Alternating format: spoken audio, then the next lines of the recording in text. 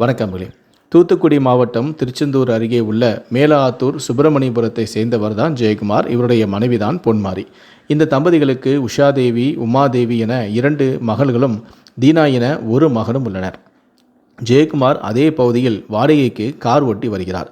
இவர் அடிக்கடி வெளியூர் செல்வது வழக்கம். இந்த நிலையில்தான் கடந்த வாரம் வீட்டை விட்டு வெளியே சென்ற அவருடைய மனைவி 4 நாட்களுக்கு பிறகுதான் வீட்டுக்கே திரும்ப வந்திருக்கிறார். இதனால் கணவன் மனைவிக்கு இடையே தகராறு ஏற்பட்டுள்ளது. நேற்றிரவு இந்த தகராறு முற்றிய நிலையில் ஆத்திரமடைந்த ஜெயக்குமார் மனைவியை கடுமையாக தாக்கி கழுத்தையும் நெரித்திருக்கிறார்.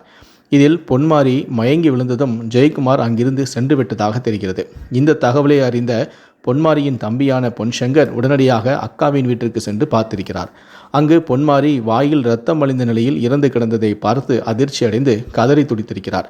அவருடைய அழுதல் சத்தம் கேட்டு அருகில் இருந்தவர்கள் ஓடி வந்து பார்த்து பொன்மாரி இறந்த தகவலை அவருடைய உறவினர்களுக்கு தெரிவித்துள்ளனர்.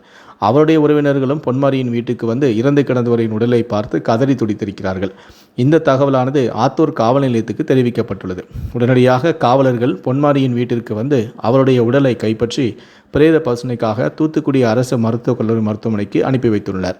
மேலும் தப்பி ஓடிய கணவரான ஜெயக்குமாரையும் தேடி வந்தனர். இந்த நிலையில் அவரை கைது செய்து காவலையும் அழைத்து சென்று விசாரிக்கும் போதுதான் தான் கார் டிரைவராக வேலை செய்வதால் அடிக்கடி வெளியூருக்கு சென்று விடுவதாகவும், தன்னுடைய மனைவியான பொன்மாரிக்கு வேறு ஒரு நபருடன் தகாத உறவு இருந்ததாகவும், கடந்த வாரம் குழந்தைகளை விட்டுவிட்டு வீட்டை விட்டு வெளியே சென்ற அவர் 4 நாட்கள் அவருடன் ஜாலியாக இருந்துவிட்டு தான் மீண்டும் வீட்டுக்கு வந்ததாகவும், இதனால்தான் தங்களுக்குள் ஏற்பட்ட தகராறின் காரணமாக ஆத்திரத்தில் தன்னுடைய மனைவியின் கழுத்தை நெரித்து கொலை செய்து விட்டதாகவும் ஜெயக்குமார் கூறியதாக தற்போது தகவல் ஒன்று வெளியாகியிருக்கிறது.